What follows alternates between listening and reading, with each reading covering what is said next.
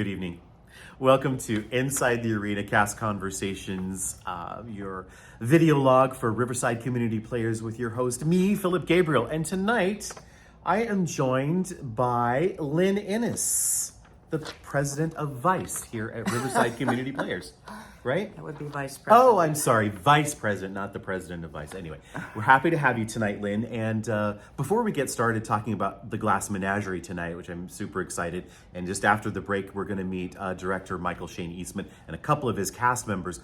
Lynn and I are going to talk about some of the great things that are coming up here at Riverside Community Players, starting with, of course, The Glass Menagerie. Glass Menagerie. Directed by Michael Shane Eastman, opening February 2nd and running weekends through the 18th of February. And of course, this is not Michael Shane Eastman's first rodeo here, having directed last season's Scotty Award-winning drama, Frankenstein. Right. Anyway, we also have auditions coming on up for The Gods of Comedy by Ken Ludwig, directed by Eric Moodyman, and it's going to be held.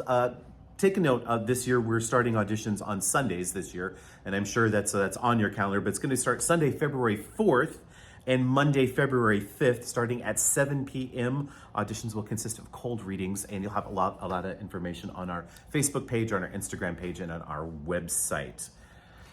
Also coming up, we have so many things coming up here at Riverside Community Players. We have another set of auditions the following weekend, and those will be for our last show, main series show, and it's a musical.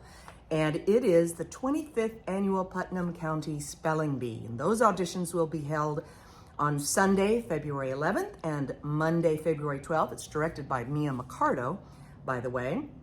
Fabulous. And they'll have invited great. callbacks on Tuesday, February 13th. And those auditions will start at 7 p.m.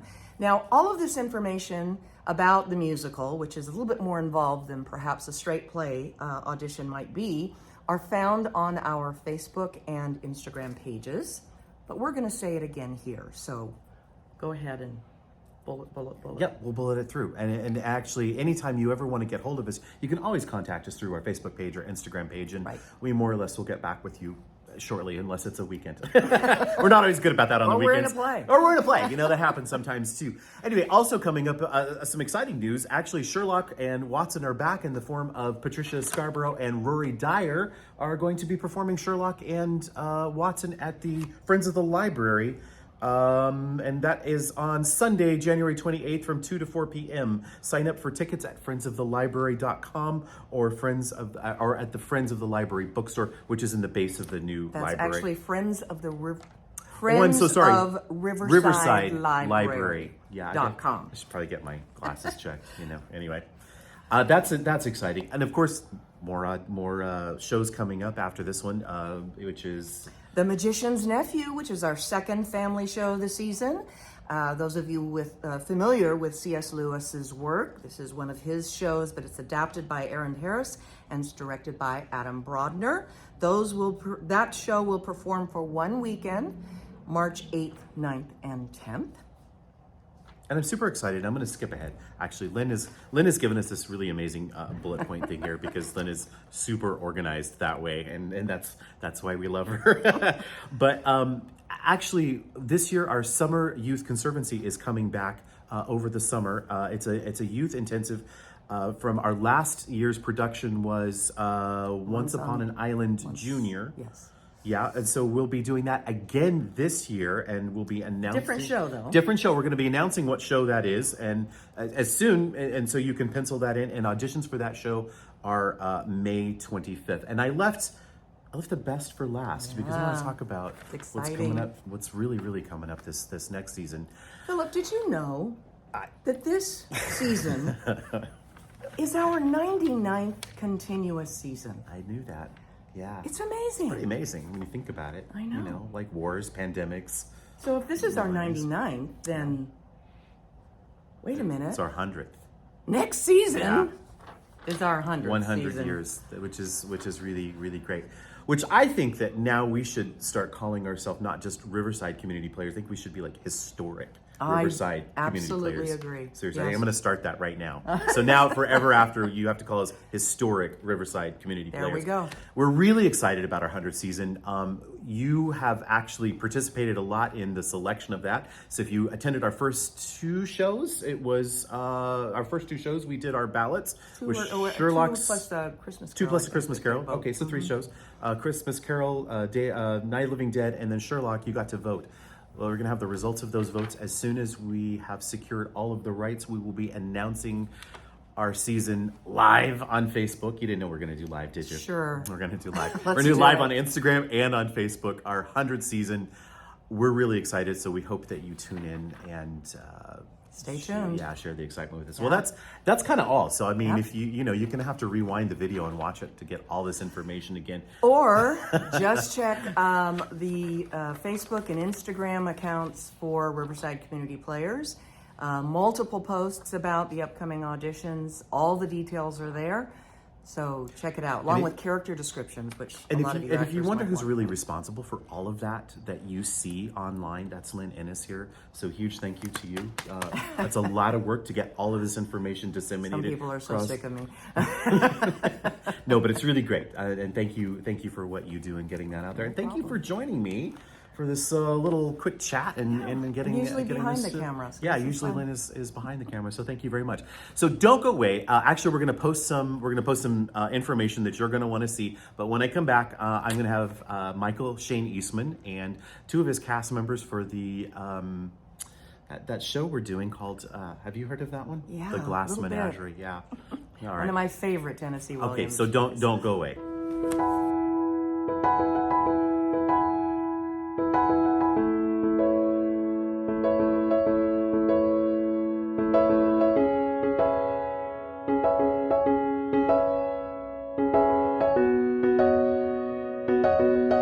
Good evening and welcome back to Cast Conversations Inside the Arena with me, Philip Gabriel, and I am joined by Michael Shane Eastman. Hello. Jen Blank.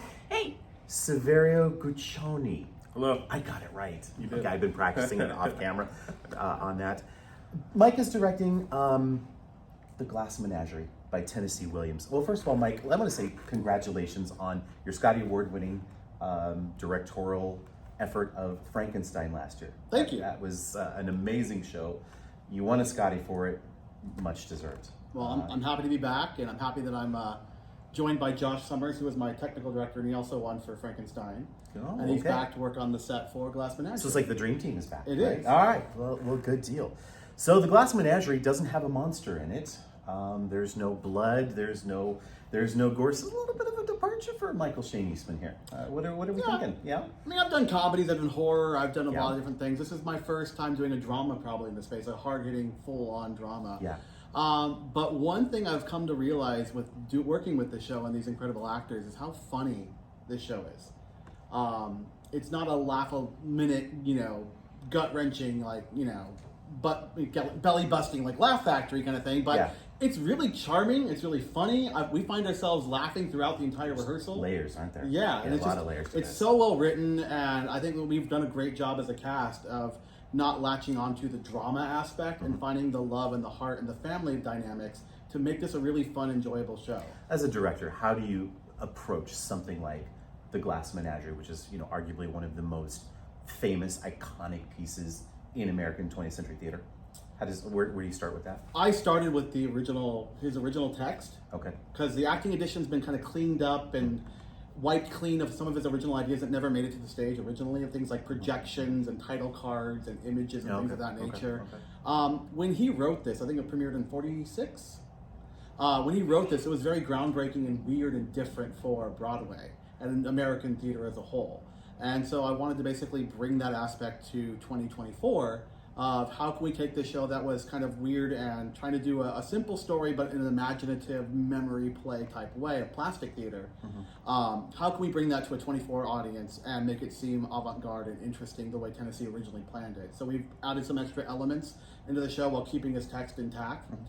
Basically latching onto one of the lines that Amanda says is that all you do is manufacture illusions and bringing that aspect into it. It's a great line for theater, isn't It it? is. So what we do, isn't it? Yes, we do it, right? So Mike, we know a lot about you. You work here at Riverside Community Players, but you've got a lot of background in Shakespeare. And actually, that was one of the things that I noticed about all of you. You had this really great background in Shakespeare. Jen, you're classically trained, yeah. And Severia, you have with Shakespeare in the Vines. In addition, what are some of the other Shakespeare credits that you have? I performed Hamlet at Shakespeare in the Vines. I think that was the last show that I did down there. I've played Duke Orsino. I've played, I don't know, several others. And Jen, you have as well locally. Was it Redlands Shakespeare Festival? Did you I work with, did Redlands Shakespeare Festival. Okay. Mike and I, Savario and I actually met at Shakespeare in the Vines. We were in 12th night together. Okay. Yeah, I did Titus with Mike out in Hollywood. Yeah. You played Gertrude, right? Gertrude, So yes. you guys have done Hamlet not together, but Yes, at CBU's Shakespeare Festival as well. So I think one of the most interesting things about Tennessee Williams is that his use of language, and very often he's called the American Shakespeare because of how he uses his language and how he uses it to create this imagery. I mean, Shakespeare has created language that gives us imagery, hundreds of years, centuries down the road, and 100 years later, almost, Tennessee Williams is doing the same thing. So I find it really interesting that you folks, with a lot of classics in your background, tackling this type of a show. So Jen, let me ask you, when you heard that, being with the classical background, of course, and when you heard that Riverside Community Players was doing Glass Menagerie, was it on your radar? Was that something that you thought, oh, I want to do that? Or? Definitely, especially when I found out that Mike was directing. Because Oh. I do think that Mike is one of the best directors in the area, and he always comes up with something new and creative. And I knew that it wouldn't be just a regular production. Yeah. Michael always works outside the box, and our whole rehearsal process has been experimenting. And So this is a show that you saw and you're like, I want to do this. well, Amanda. I want to. Amanda. Right. One of the most iconic female characters of the 20th century. Yeah. Yes. Take a crack at that. I had no idea. Yeah. Really, how much she spoke. Honestly. I think she has more Yeah. lines than Tom. Yeah, the woman never shuts up. Yeah. But it's a challenge. It's definitely the most challenging role I've ever played, and I've had the Really? opportunity to play such great parts, Yeah. like you said, in Shakespeare. And this one is, I'm thinking about her all the time. Yeah, characters they get in your head, Yeah. and they live there, and that's how that should be. So talk us through that moment you got the call. Hopefully it was a call, not a text, from Mike, and said, "You're my Amanda." Tell us about that. I was actually at a rehearsal for a Christmas program when he called me, and I had to call him back, but because I was in rehearsal, so you don't answer your phone like during putting- rehearsal. Is that like putting Steven Spielberg on hold or something? Hi, sorry, Mr. Spielberg, I gotta call you back. He answered right away. No, I was delighted. I had to stifle the joy, and then I thought, oh my goodness, Right. I haven't done a play since I did a play with you. Yes, we did. In We 2019. did Murder on the Nile. Yes. Yeah. That is the. You didn't survive that Yes. show. I was the first to die. The first to die. No, I've been doing musical theater. So to jump back into such a meaty role, Right. it was very exciting, but terrifying at the same time. So where do you start? Where does Jen Blank start? She's got this role of Amanda. What is square one for you in taking on a role like that? Well, typically I look for the most emotional scene to pour into first, just to get those lines down, because I know that emotionally, once all of that comes up, if the lines aren't there completely. Well, then also to add, like you had trouble in the beginning because you didn't like Amanda. No, I didn't. you couldn't see from her perspective. You kept judging her as yourself, and it's a tricky character to understand and love, just like Tom's trying to do throughout the entire show. That's a great question, and I'm going to get back to that with actually both of you. Is it necessary to love the character that you're playing? We'll go with you first, Jen. I don't think you have to love them, but I do think you have to understand their perspective. Yeah. That something within you, it has to make sense, all of their motivations, because you have to make it real. You have to make it for them. true. Their reality, yeah. Yeah. Savari, what do you think? Do you have that? Well, I would never dare disagree with Jen, but I do always try to love the character that I'm playing, even if I'm playing someone that I think objectively is kind of a villain. I think it's hard for me to fully understand the character unless I really fully sympathize with their motivations and with everything they're doing. Which makes it hard with certain characters. It can, yeah. So tell me about your experience in getting that call from Mr. Eastman saying, "Hey, Yeah. how did that go?" I did not stifle my joy. I was very, very excited. I was very flattered. Honestly, it's hard to remember it. I almost blacked out. I was so excited. So about happy. it. Yeah. That's awesome. So what's square one with you when you get a role like Tom in Glass Menagerie? Where do you start? Where do you go? The voice and the body. Oh, interesting. Yeah. That really helps me feel. It helps it feel more real. Yeah. And then I feel like the emotions and that kind of thing are a little more ephemeral. They're a little more. They come up sort of naturally in the course of a scene.